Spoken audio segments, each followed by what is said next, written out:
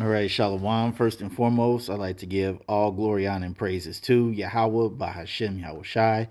Double honors to the apostle elders, a great millstone who rule well. And salutations to all you brothers out there pushing this word in love, truth, sincerity, and humility. Once again, it's the brother Shatia from the Chicago camp coming back to you with what I hope is another quick and edifying sit down.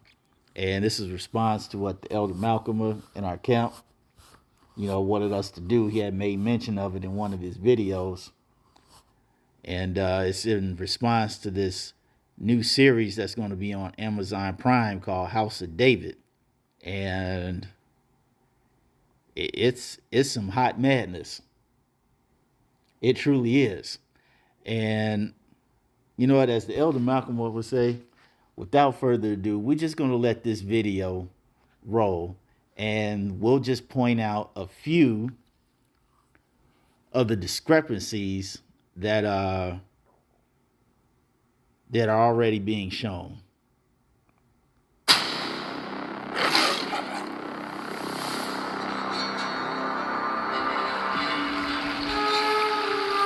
Can one stone change the course of history?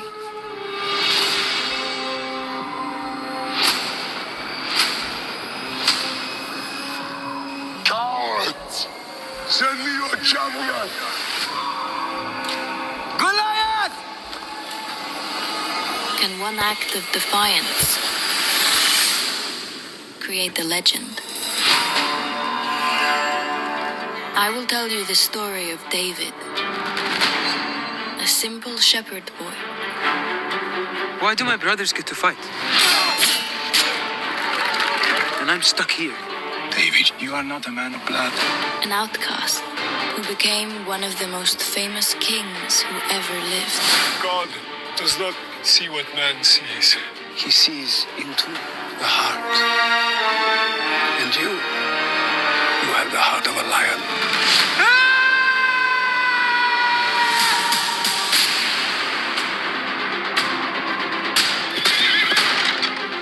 The Philistines have assembled.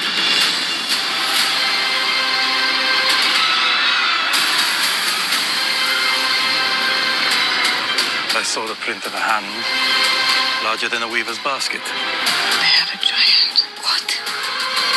My king, I will fight the giant. Fight him with the same spirit you bring into this room.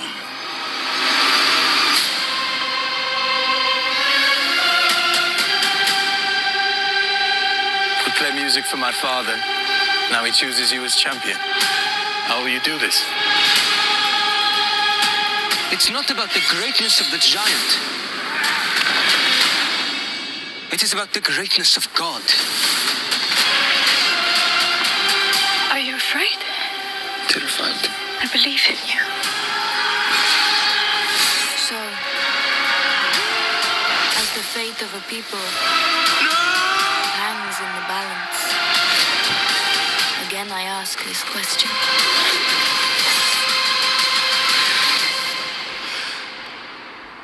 Can one stone change the course of history?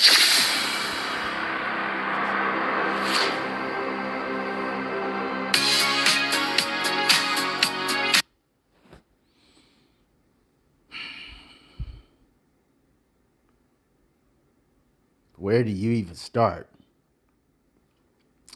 Well, I guess the first obvious thing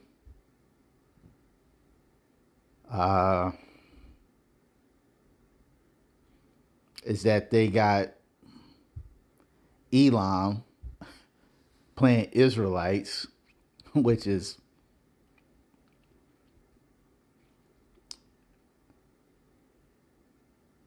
wow. Man, they done went from Esau, now they got Elam playing Israel, man. Okay, let me stay focused. Yeah, so that's one untruth that I see. You got the Philistines being played by Edomites, another untruth. Goliath's handprint only have, for lack of a better phrase, 5 fingers, which was untrue as well. What else do we have? They're making King David seem like a bitch nigga, and he ain't got no beard. Yeah.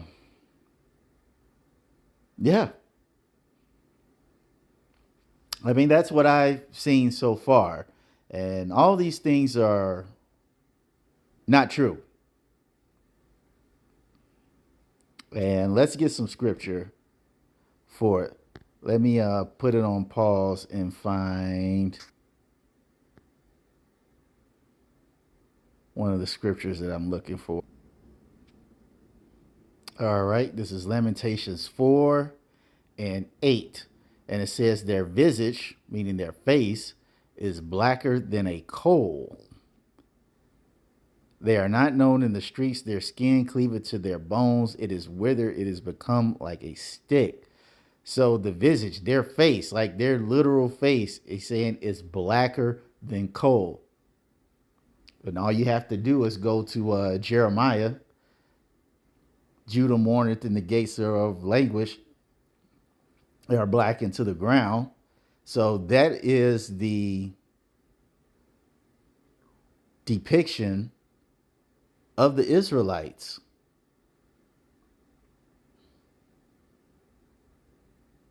I mean, if you need more receipts than that, go look up the icons of the Dark Ages.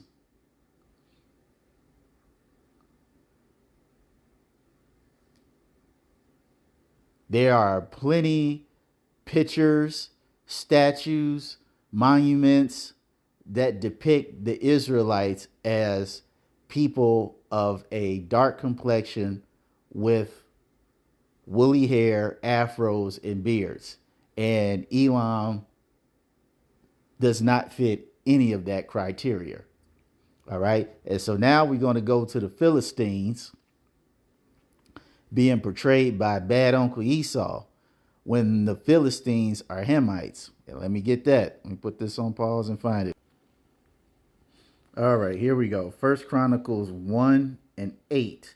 It says, the son of Ham, Cush and Mizraim put in Canaan, and the son of Cush, Seba, Havilah, Sapta, and Ramah, Septecha, and the sons of Ramah, Sheba, and Dedan.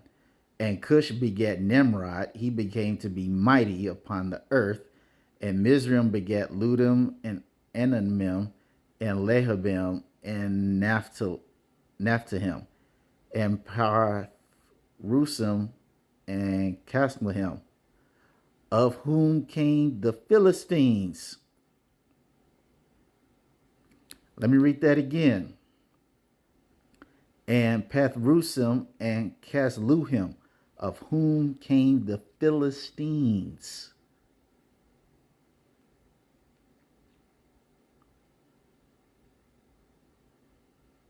All right.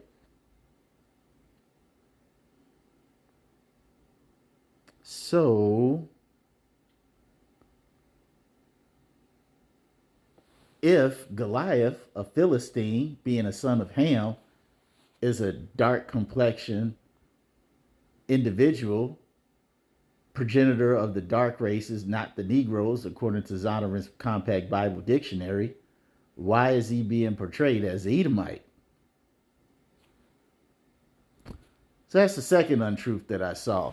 The third one was the handprint.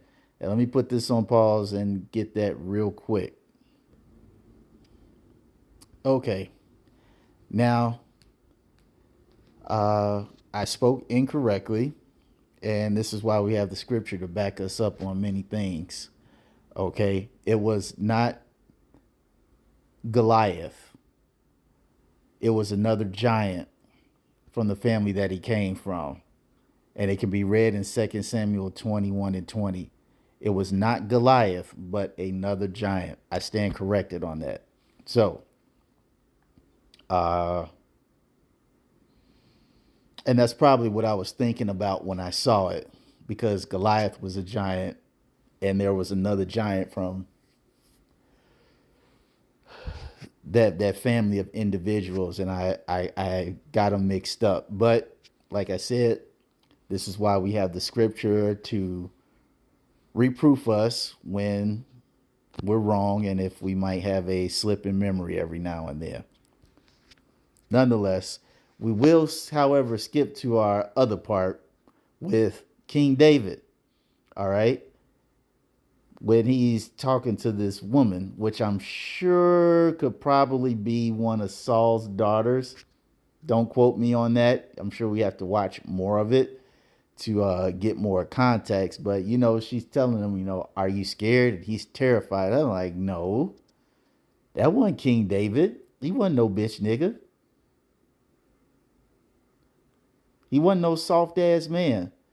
This is the guy that said he was going to fight Goliath when nobody else would, which you did see in that. That is true. But we're going to see what David said. Let me put this on pause and find it. All right, we have 1 Samuel 17, and I'm going to start at 29 because they did show, like I said, a portion of this in there. But hey, man, David wasn't no soft punk ass man. Okay, this is how he went into the situation with Goliath. It says, and David said, "What have I now done? Is there not a cause?" And he turned from him towards another and spake after the same manner. And the people answered him again after the former manner. And when the words were heard which David spake, they rehearsed them before Saul, and he sent for him. And David said to Saul, "Let no man's heart fail because of him. Thy servant will go and fight with this Philistine."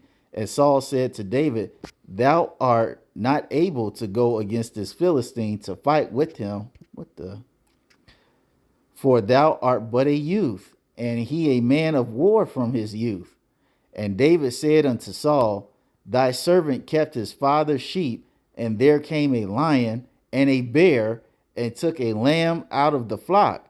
And I went out after him, and smote him, and delivered it out of his mouth. And when he rose against me, I caught him by his beard, and smote him, and slew him. Thy servant slew both the lion and the bear, and this uncircumcised Philistine," basically this heathen ass nigga, "shall be as one of them," basically a brute beast in my eyes, "seeing he have defiled the armies of the living power." David said, "Moreover, Yahweh have delivered me out of the paw of the lion and out of the paw of the bear. He will deliver me out of the hand of this Philistine." As Saul said unto David, "Go, and Yahweh be with thee."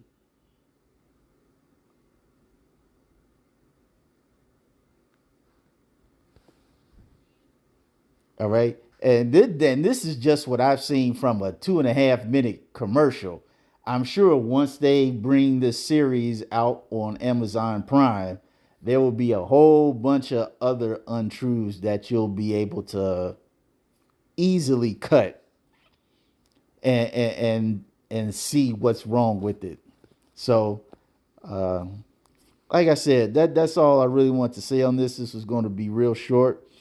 Nonetheless, I hope you all were edified. So the next time we're going to say Shalom.